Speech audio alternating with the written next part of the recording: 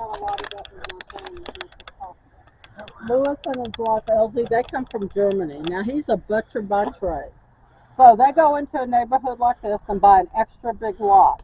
Because on half of it they build their house, and on the other half they build his butcher shop. Okay? Now, see, they had their first baby, Lewis C. Jr. in 1877, but he dies in 1884. He is not even 7 years old. The very next year, at the very bottom, she's raising her little sister. She dies the next year in 1885. She's only 15. Friends and family say she is not the same after this.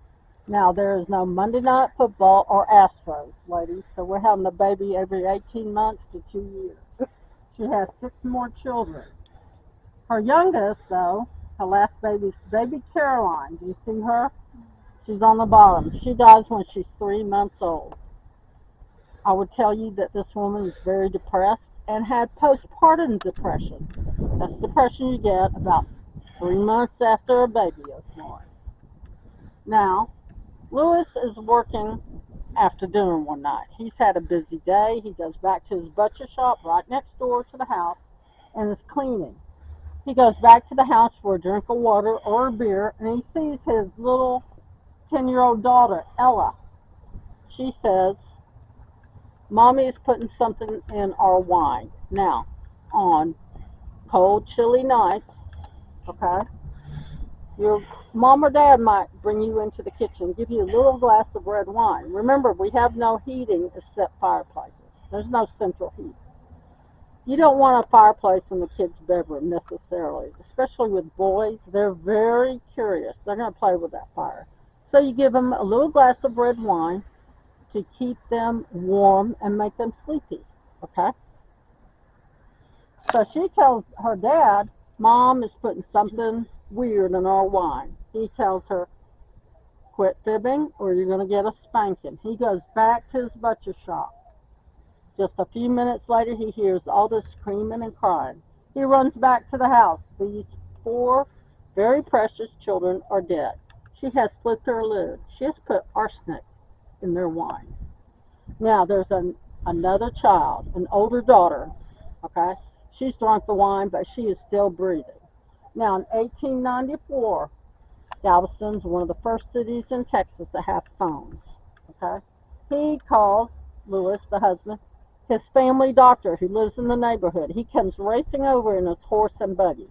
He does not even knock on the door. He runs into the house and gets the daughter that is still breathing. He takes her to St. Mary's Hospital. That was a hospital back then. They give her Ipecac to throw up the poison. She lives. These 4 precious children die, though. Now, the police come that night, but they can't take her to the city jail. They have no facilities for women, and you don't put a woman inside a jail cell with a bunch of men. They lock her in a room, but the next day they take her to a horrible place. It's called the San Antonio Insane Asylum. That's one of the most haunted places you could go, is an asylum, okay? These places are filthy. The patients are mistreated. They don't get enough to eat. Now, the Victorians knew of depression, but they did not know how to treat it. They lock her up for 4 years. After 4 years, are you seeing something? After 4 years, they call her husband and say she's fine. They bring her home, back to Galveston. The day after she comes home, she commits suicide by putting arsenic in her wine and drinks it. Okay? Now, I would tell you to take some photos and see if you get any orbs. And I'm going to tell you, we have seen her. We have seen her right by that oleander shrub over there. Okay? Which is ironic. Ooh, sorry. Are you okay? Yeah, I'm good. Do not fall. Please don't. Okay? Which is ironic because the leaves of the oleander are very poisonous. Now, she was dressed in Victorian dress, but was transparent. She'll tell me she is sorry and that she is still here. Sometimes she'll pull the bottom of my back like this. Elsie, are you here? I just brought people to tell them about your story. We all feel for you. I know you could get no help back then for your depression or postpartum depression, darling. She feels she is a restless spirit. She feels like she cannot cross over. She doesn't deserve to. But remember, there's no help for people who have depression or postpartum depression. Okay? She's also laid a hand on people's shoulder. She's very gentle. She's not going to hurt you. So if you feel a hand on your shoulder, don't be alarmed. Is the spirit box picking up anything? It said mental and witness. Mental? Mm-hmm. That's probably her. Victim. Victim? Yep. That's either her or one of her children, probably. I hear footsteps.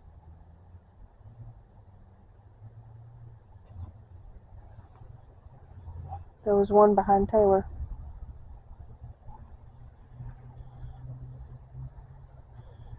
Is the spirit box picking up any more? Not yet.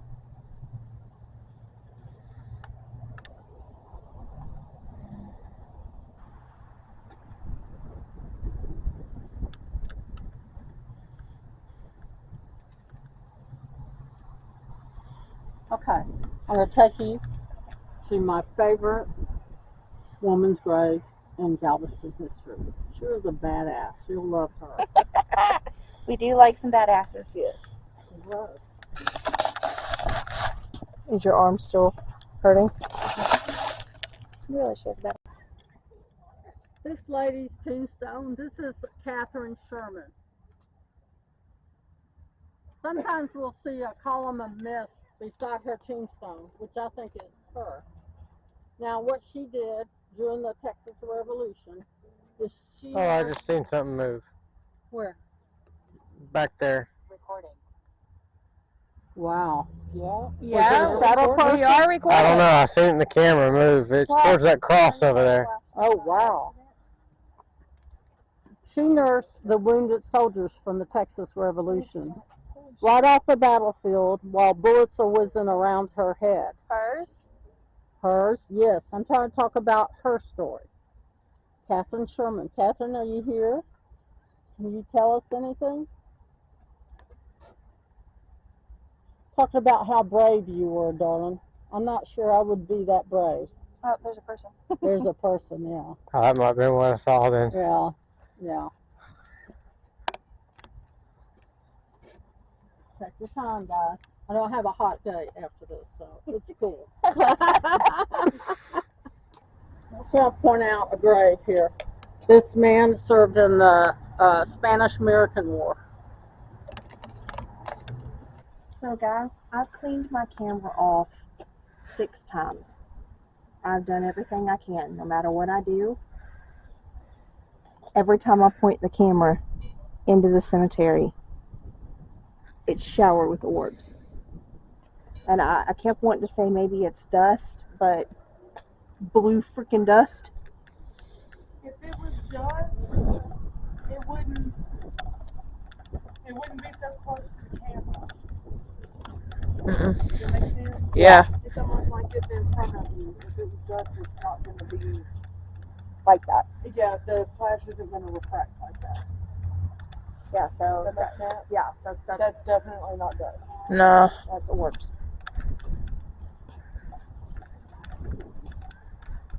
Well, something's got an eerie feeling.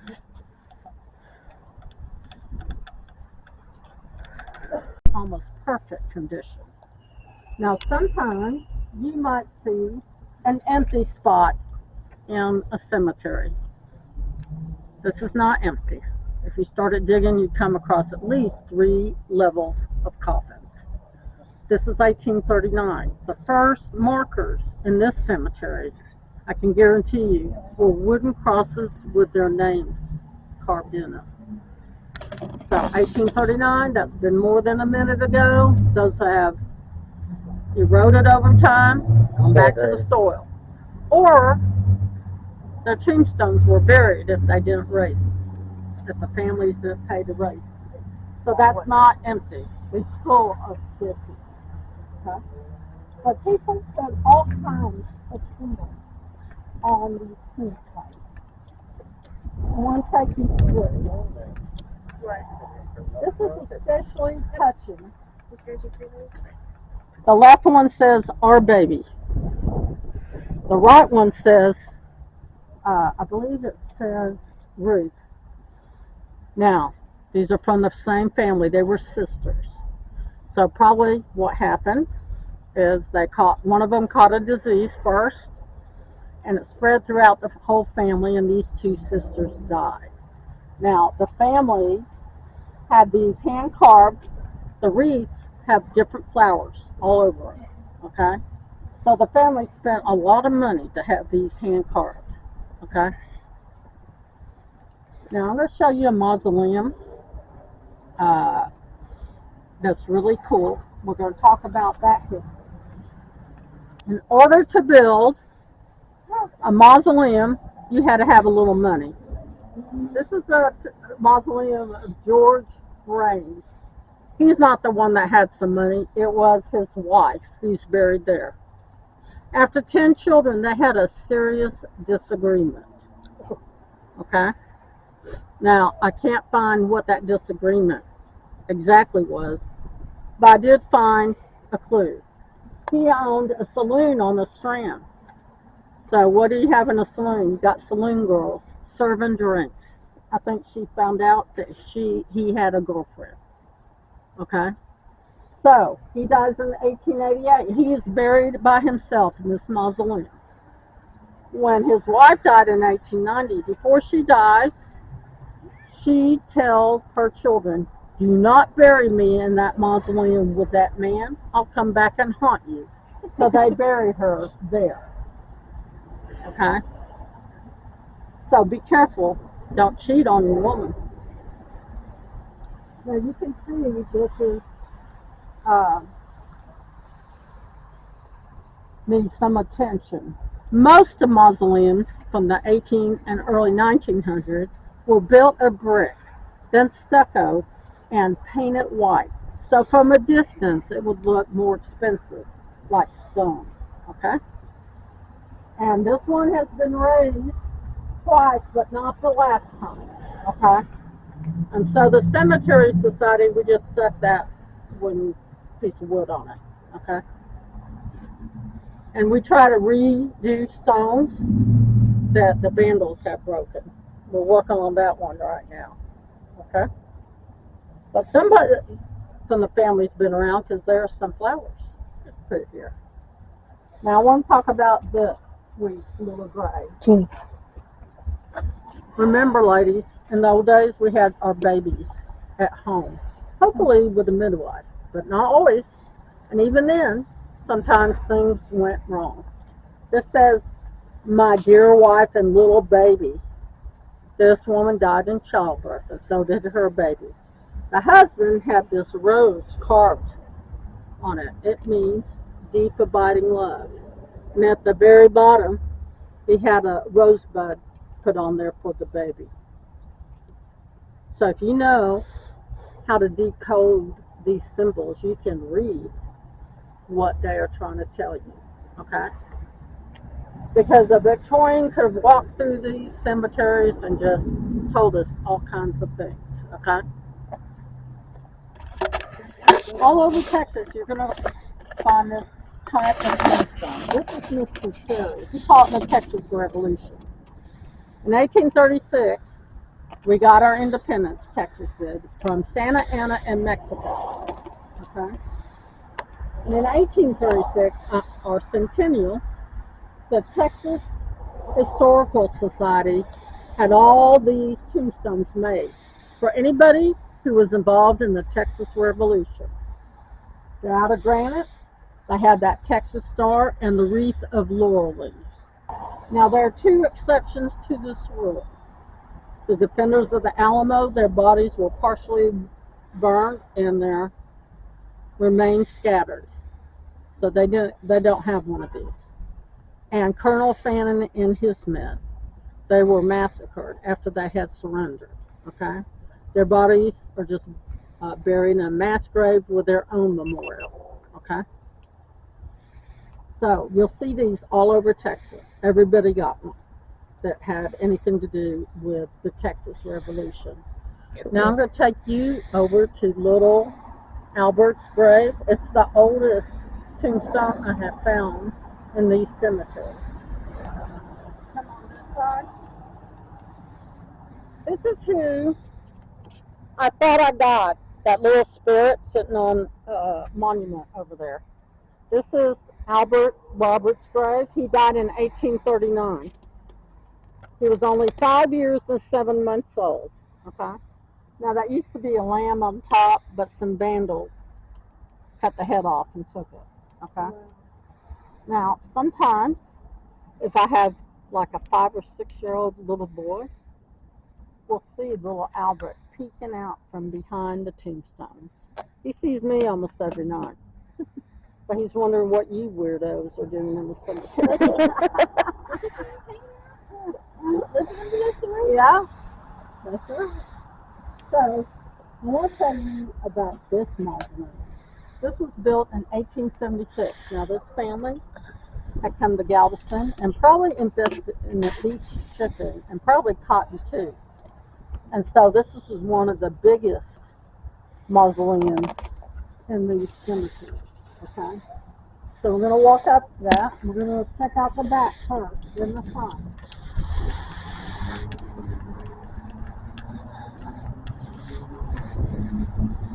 This is the one we took down. I don't know if y'all remember this one from the daytime one. This is one we 5 took weeks down. ago, we had a really bad lightning storm. It hit the roof of this. You Wow. can see, there was a lot more debris. It went out 12 feet that way. The family has come and gathered the little bitty stuff that they can't use to repair this. And then it put these 2 cracks in it. Okay? It was one of the worst lightning storms I've ever seen. Okay? But this family had a lot of money. This is the back of this mausoleum. Now here's your chance to look inside the mausoleum. There's a window right here. Now a family, when they built a mausoleum, had 2 choices. Okay? Do you want my flashlight or no? Y'all, Huh? what do y'all think? You want me? Sure. You can either put the coffins on shelves on either side or under the floor. It's just because I bumped it. They decided to put the coffins under the floor. Under the floor? Under the floor. Oh. Now, all you're going to see in there, you're going to see the plaques of the people buried there. And you see 2 pots with live flowers. This family is still taking care of this over 4 generations later. I've seen them inside watering the plants and sweeping the cobwebs out. Okay? Now, if you notice, this window is faced with pink granite. That is very expensive today and was in the old days. Oh my God. Okay? It's the same granite from the same quarry where we get the pink granite to decorate our state capitol in Austin. Now we've gotten faces in here and orbs.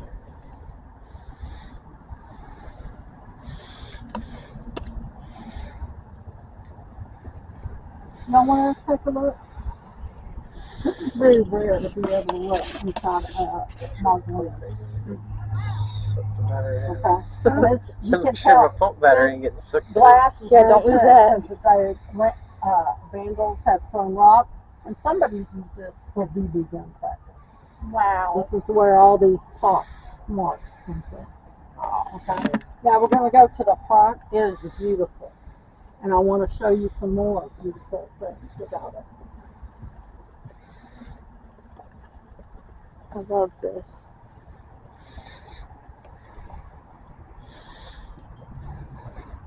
Because here on this show, we don't just worry about ghosts. We love the history, too.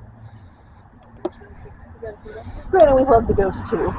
We do love the ghosts. I'm not saying we don't love the ghosts. Just know that. I'm not saying we don't love the ghosts. Are you being partial? And she's very knowledgeable about the area, which I enjoy.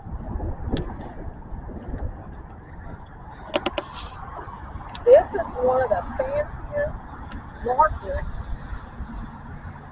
mausoleums in this cemetery. Okay, in the City of the Dead. There's the date, 1876. There's the family name, J.P. David. This was designed by an architect and then built. Okay. These doors are solid marble. The family has the key. Now, the only thing the city does is mow. The family bought these big pots out here and planted flowers in them. Okay.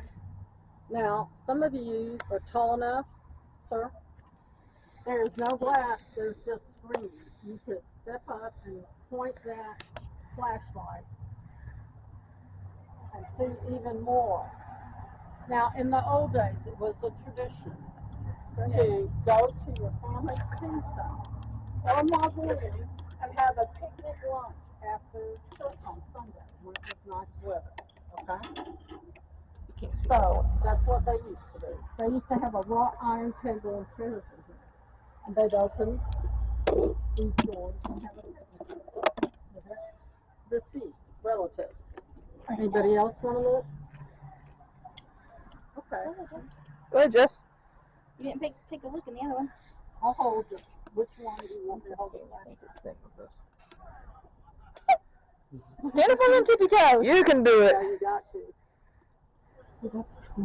Isn't that cool?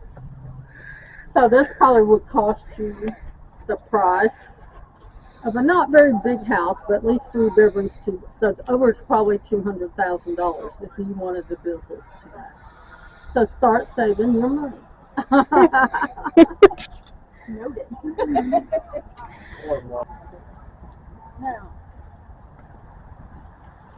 it wasn't unusual for husbands to go through 2 or 3 wives, not at the same time, but one would die. So it was unusual for a woman to outlive her husband. Now, do you see this? The husband has died first because his hand is in the background. And what he's doing is helping his wife up into heaven. Remember, they were very sentimental. Okay? Now, I want you to notice that she was only 16 when she died. So she probably got married when she was 15. You were considered an adult. Okay? And so you might get married as young as 14 or 15. Can you imagine that? No. Now we're just going to look for little Albert. I don't see him tonight. You're going to get married until 18 pictures, 17, 18 pictures. I haven't taken pictures. Anybody getting anything? I don't know. I don't. I'm just snapping and going. Yep. We'll wait till they get here.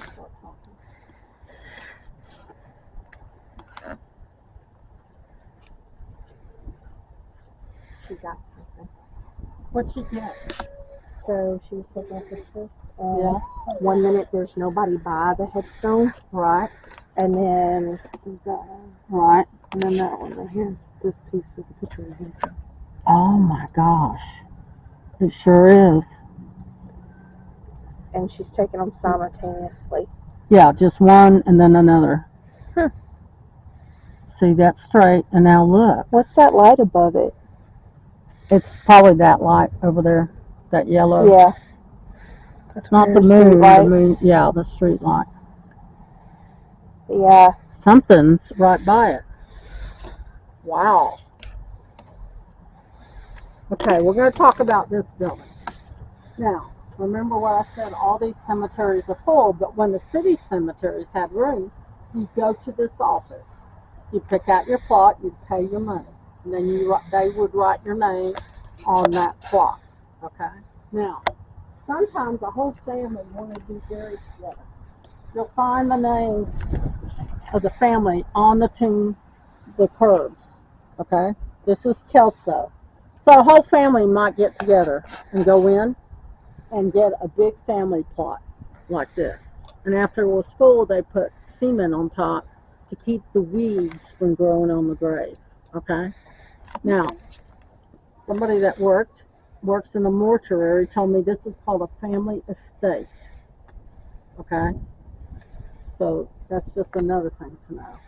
Now, the front of this building used to hold all this materials and tools to bury the dead. So shovels and straps. Okay. Now, 3 weeks ago on a tour, we heard knocking coming from the front of this building. Okay. We went over to the front, but the door is padlocked. Knocking. Okay. So we don't know what was knocking. Okay.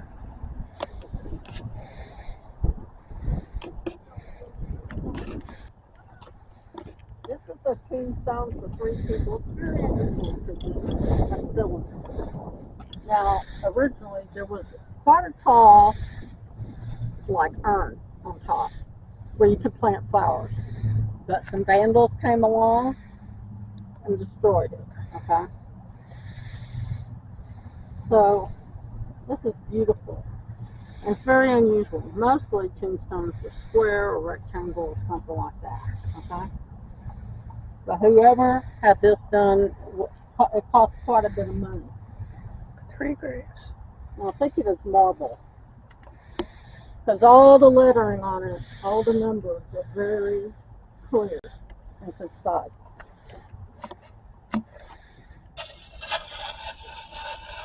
So, now remember, I got it in 1854. Okay. That was more than a minute ago. Remember, not only was Galveston a port city, we were a big center for immigrants to come to Galveston. Now, you've seen the oldest tombstone I have found so far. I'm going to show you the last burial that happened here in Galveston. Now, we are going to the Episcopalian Cemetery. Most of the time, my most active cemeteries are the Episcopalian and the Old Catholic. So we'll see what we get there. This is the last burial that happened in these cemeteries in December of 2021. He was a colonel of the U.S. Army and he was a Vietnam vet. So you know he was a badass. He got 2 very special medals. The Legion of Merit Air Medal and the Bronze Star with a device for valor. The only way you can get a Bronze Star is by an act of Congress. Anybody here serve in the military? No? Okay. So the only thing higher than a Legion of Merit Air Medal is the Medal of Honor. So he did 2 insanely brave things at least to earn those 2 medals. Now he probably bought this plot 30 or 40 years ago. Okay.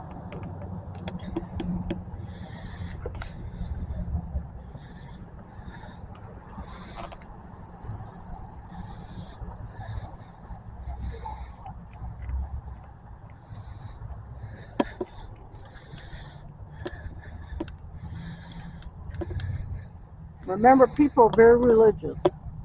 This couple's pointing their index finger to the sky. They're trying to send you a message from beyond the grave. They're trying to tell you they're hoping and praying that they go to heaven. Okay? Now, I'm going to take you off the... We're going to keep going, but I'm going to do a little extra for you guys. Okay? Okay. Now, we're going to go back here a little way.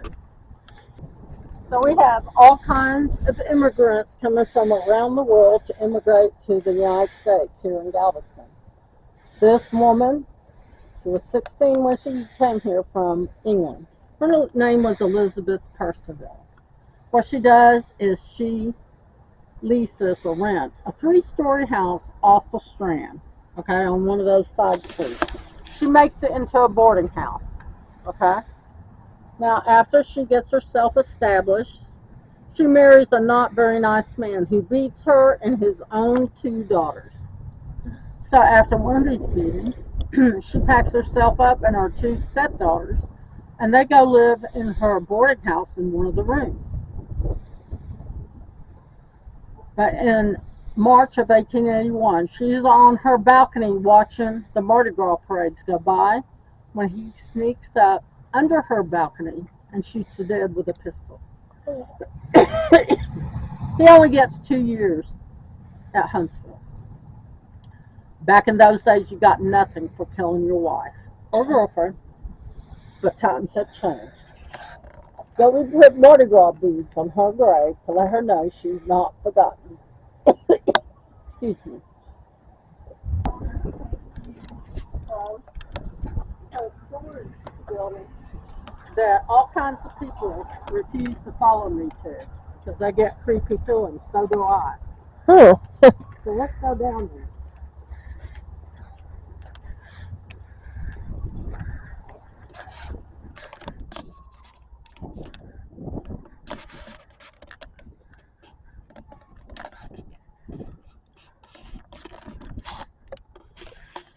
Manson.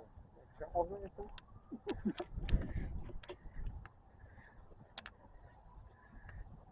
Now I want you to notice this is one of my favorite angels right there. Isn't she awesome? Very nice. Very, very nice. Anybody getting any funny feelings about this right here? A little bit. Me too. When I get close to this area. Yeah, definitely pressure. Yep.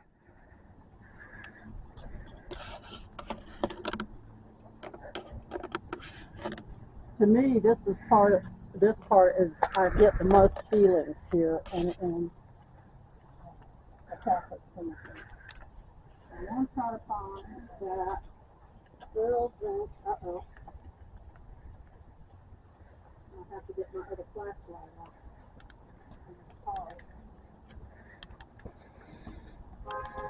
Let's go down here.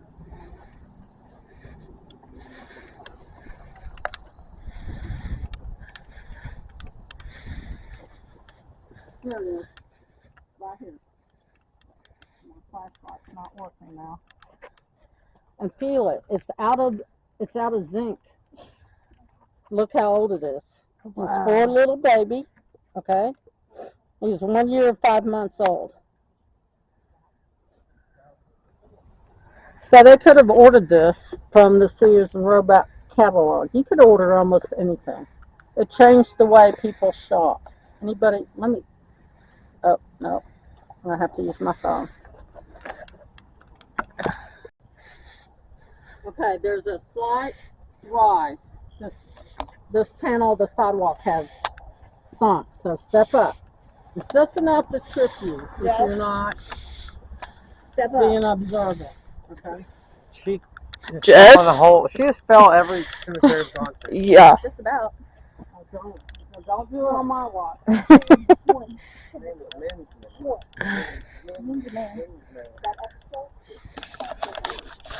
And you should watch it, Brittany. It's great. It's a very graceful fall for Jessica. We showed him. And I put my phone. Got that on camera too. Okay, watch out. There's an actual step here. Okay, I'm going to try to light it up with my phone. Careful. Okay, you're going to go past me to that first tall brown tombstone. Okay, Right here, walk step. past me. Yeah, I got it. Go ahead, Gina. Yeah, walk past Walk me. past it. See it? Step up. Just step up. Kind of got a pressure feeling again. How'd you feel about the Pressure. mausoleum over there in that back corner? You mean the So shed? I'm going to talk about this The shed? man. His name Is that what that is? James Monroe How'd you feel about it? Brown. He came to Galveston and invested in shipping and cotton. Become a multi-millionaire. My story. Okay. Now he builds that beautiful Tell people my mansion. story. What does it say? Tell people my story. That is Miss Betty. All right, talking Miss to Betty, we're us. listening. Okay, he builds that beautiful mansion at Broadway and 23rd called Ashton Villa. Yes. in 1859. It's one of the first brick buildings in Galveston. Now he had 2 daughters. Does anybody have anything? Her tombstone is back there. It says Rebecca, okay? But everybody called her Miss Betty Brown. Now, she has a sister, Matilda. We're going to talk about her in a minute. Miss Betty, her favorite thing to do is get in her horse and buggy and race people going up and down Broadway while That's smoking awesome. little cigars. You see, well-behaved women never make history. She Of also course had not. these parties at Ashton Villa, and women used to wear a long gown with a little fabric flowing over the floor, a train, okay? And she would let her cats and kittens ride and play on her train during these parties. Now, her dad had no boys, so he trained Miss Betty to take over his businesses when he died. She helped him for years with his business. When he dies in 1895, Miss Betty takes over his business. Now, she never marries because the second you married back then, all your money, your property, your house, your business went to your husband. He could give it away or he could gamble it away. So she never married, even though she got lots of offers. Her poor sister Matilda. She marries at 16 to a man her father picked out for her. He didn't pick good. He picked an SOB who beat her and their 2 children. Now, she lived 5 blocks from Miss Betty. One morning, after a beating, Miss Betty shows up at her house with a wagon. She packs up Miss Matilda and the children. She brings them back to Ashton Villa. What did it say? Hot. Oh. Yes, it is hot outside. Now, the very next day, guess who shows up banging on the door? Miss Matilda's husband. I want my wife back. He's screaming. Whole neighborhood can hear him. Miss Betty sends Matilda and the children upstairs. She answers the door. She's got a pistol behind her back. Okay. She tells him, "Oh hell no, you're never getting your wife back. You hurt my sister and her children. Now you're gonna leave and never come back, or else something bad is gonna happen to you." He laughs. He thinks that's funny. He comes back a week and a half later, drunk and belligerent. Miss Betty answers the door again. She tells him, "You were warned," slams the door in his face. 2 days later, nobody can find Miss Matilda's husband. They haven't found his body to this day. Wow. Now, I'm not accusing anybody. A girl's got to do what a girl's got to do. Absolutely. But I do know this, that Galveston Bay, it's big. And it's full of sharks and crabs. And he is where he should be. The end. Thank you, Miss Betty. If there is one spirit I'd love to talk to, that's Miss Betty. But I won't ask a single question about Matilda's husband. He is where he should be. Exactly. Let that one stay at peace. That's right.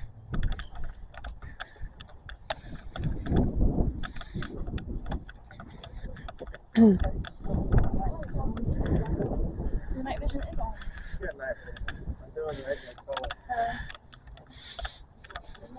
Now, y'all know the witching hour. What did it say? Yes. It's from 11:30 to 12:30. Our thing just said look for here. See? Where's here? We're looking. Whew. Can you give us another sign or tell us something?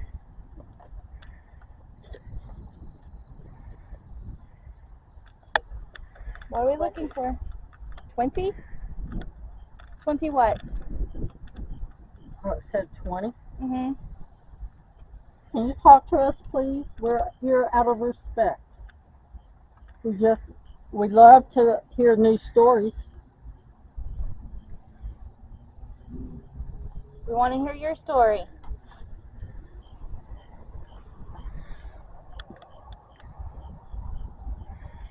Oh my God. I just heard 1940s. What did it say? 1940s. This one was 17 and died in 1927. Oh my gosh. Whoa! Gina, did you catch that?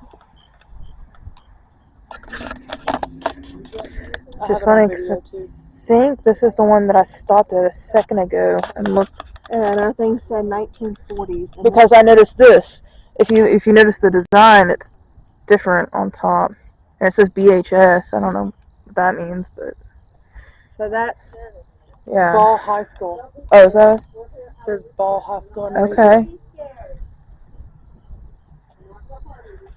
so that's interesting. It said 1940s right by a grave where they were buried in 1940.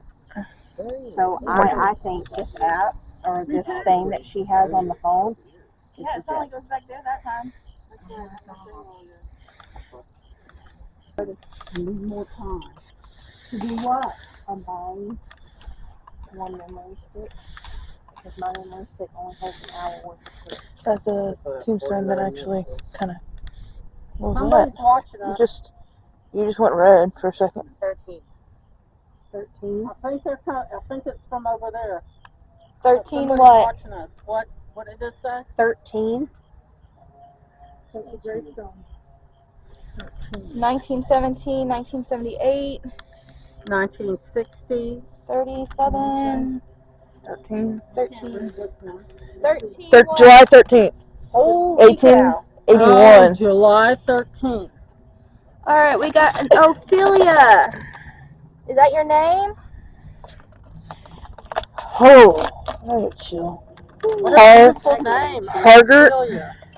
Ophelia Target. Target? Did I pronounce that correct?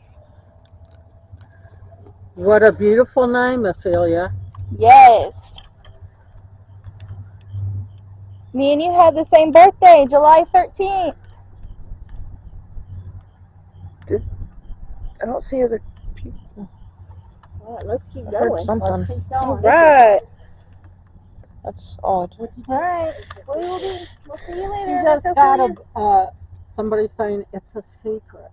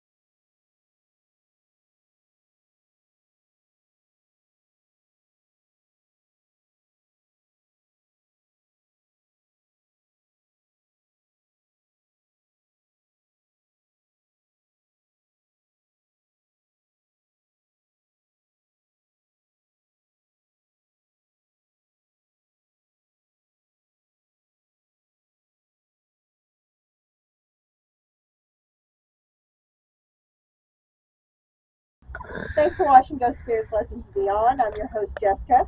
I'm your host, Taylor. And this has been the Old City Cemetery in Galveston, Texas. It was a blast to have her. She was so informative. Very knowledgeable. And I'm so excited that she did this for us. So thanks for watching. If you like the channel, be sure to hit that like and subscribe.